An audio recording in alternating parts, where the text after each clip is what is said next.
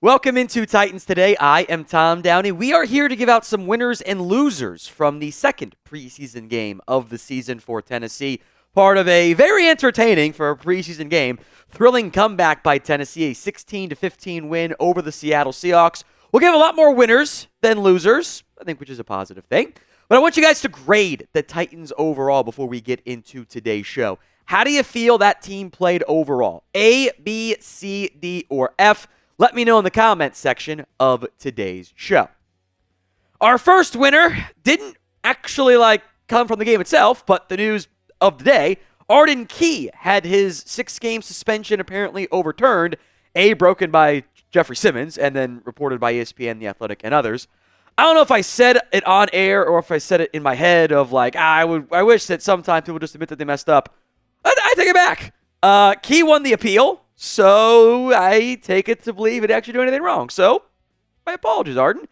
Big deal for Tennessee, by the way, to have Arden Key out there for week 1. That would have been a significant loss up front. So big time win there for Tennessee and for Key himself. Let's talk backup QBs here. And it was not perfect for Malik Willis. He did have the not so great INT. But I thought overall, especially for what we saw in previous years, I think Malik Willis has taken a step forward. Now, does that mean he's suddenly going to be a top NFL starting QB? No. Look, Tennessee did not play Will Levis. They know what they think they have in him. I still, as we'll get into, I don't think Willis wins that backup QB job, but I thought he put some better stuff on film today. I thought he played pretty well, especially minus the INT. He still holds the ball a little bit longer than you want. I think there are still times you just want to process faster, go hit that shot, whatever. But I think overall, there was some positive things to see out of Malik Willis. I think overall, the upward growth, it's what I want to see out of him. Maybe he's not going to be a long-term piece in Tennessee, but from a personal perspective, I think he's showcasing what he's able to do. Now, with that said, I do think Mason Rudolph, if he didn't already have it, probably helped solidify his job as the QB2. Maybe Tennessee carries 3 QBs now. The game-winning drives, two big ones late in the game. The touchdown drive to Nick Westbrook-Akina, the getting the field goal range for the game-winning field goal as well. Rudolph played pretty darn well. 10 of 17, 125 yards, 1 touchdown. Took 1 sack compared to 2 from Malik Willis. I think that shouldn't be overlooked. Also had a 10-yard scamper, which I thought was kind of nice for a guy that's not exactly known for his mobility. I think in a way of note, this is also probably a Brian Callahan positive. Because all of a sudden, the passing offense looks a lot better with him in charge. It's probably a positive for him. Who do you think ends up winning the quarterback 2 job, I should say? W for Malik Willis, R for Mason Rudolph. If the ad comes here on YouTube, take advantage of it. Head down there and let me know. Can't believe I'm doing it, but I'm doing it. Brayden Narveson is indeed a winner on this list. Now, he did not kick the extra point. Nick Folk, I don't think Nick Folk's going anywhere. But Narveson's going to be on a roster or take a practice squad somewhere.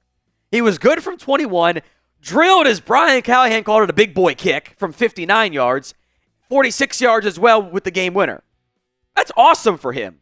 And look, kicking in the NFL is a heavily mental angle. That's a big deal for him. He's got to have a lot of confidence.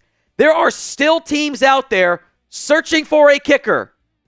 Seattle lost this game because their kicker missed a field goal or missed an extra point. Probably shouldn't be overlooked. So maybe it's not in Tennessee. Maybe 6th round. I'm not opposed to doing practice squad for kicker, by the way. You get to carry a bunch of spots. Why not? I actually don't hate that idea. I liked what I saw from Narveson. Maybe it's not in Tennessee, but I think he's helping himself out pretty big for his NFL career. I would argue the biggest winner coming out of today's game was actually Jaylen Harrell. And as they look for that number 3 edge rusher, defensive end, 3-4 outside linebacker, behind Arden Key, behind Harold Landry, my vote goes to Harrell right now.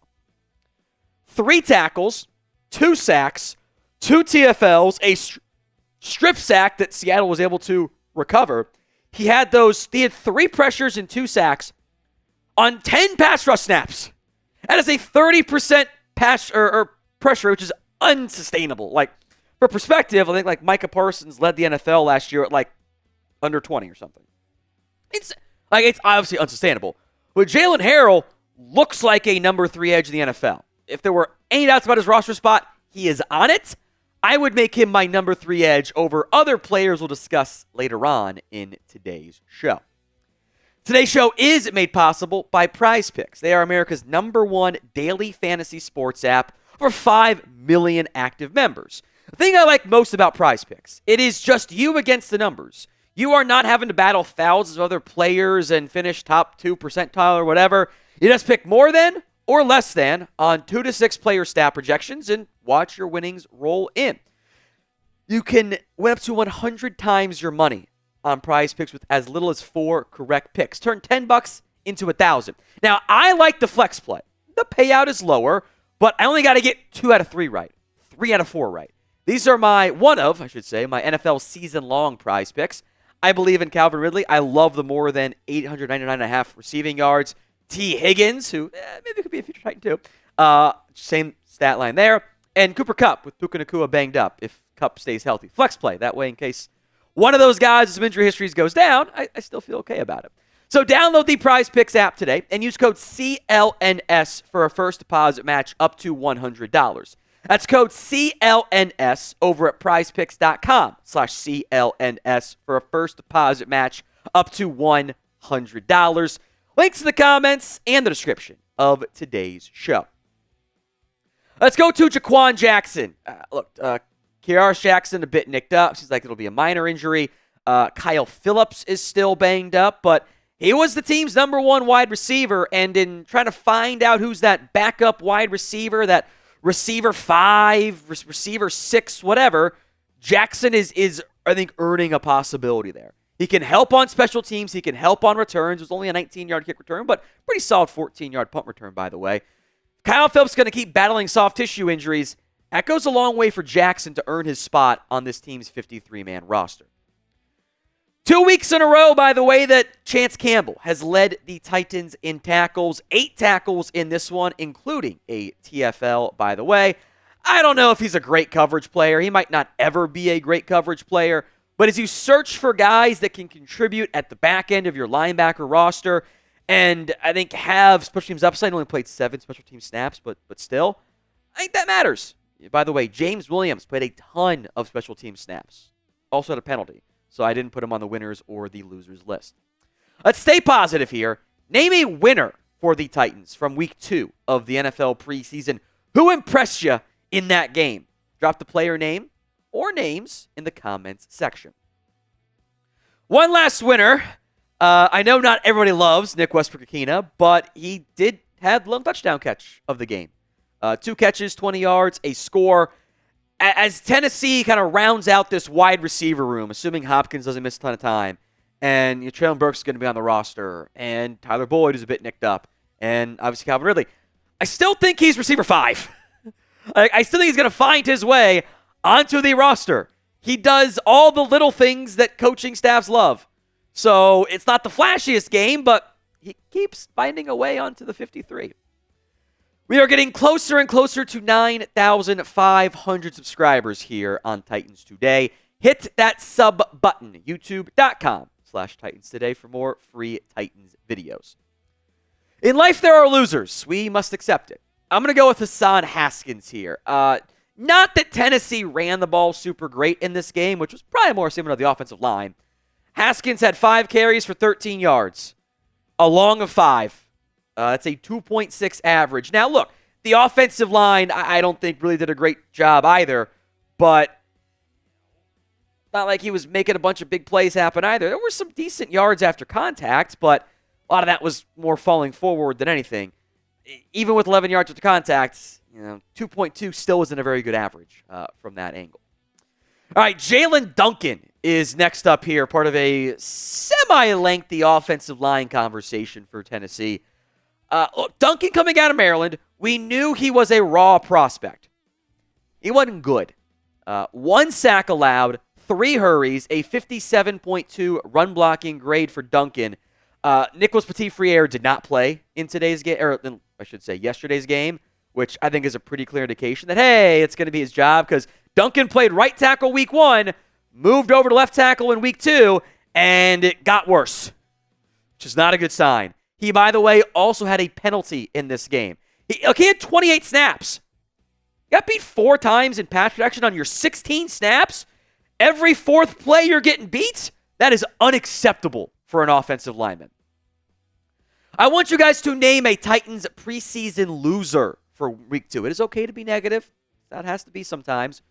Drop that name for me in the comments. Most of the offensive line is next up here. Again, not a good sign when this is the conversation we're having. Look, it's the backups, so maybe it's not overly surprising. But the offensive line stats in this game. They allowed 1 sack, 1 hit, 11 hurries on not that many dropbacks, 8 penalties, 2 of which were declined, by the way, or offsetting. That's a lot of mistakes they made out there. Bill Callahan ain't going to be happy.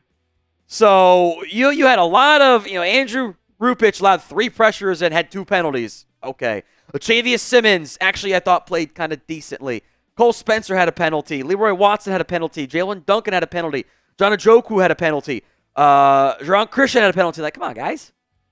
Some of them were just pre-snap stuff. You can't have that. You got to tighten that up in week 3. Finally, Rashad Weaver out of Pitt, who I liked coming out of Pitt. 16 pass rush reps. 1 pressure. Caleb Murphy had 4 on 17. So I'm out here watching Jaylen Harrell against same units look pretty damn good. And I see Rashad Weaver not doing anything. If I had to rank them right now, and it's only preseason influenced heavily, it's Harrell, Murphy, and Weaver. It might carry all 5, but I need to see more out of him in the 3rd and final preseason game.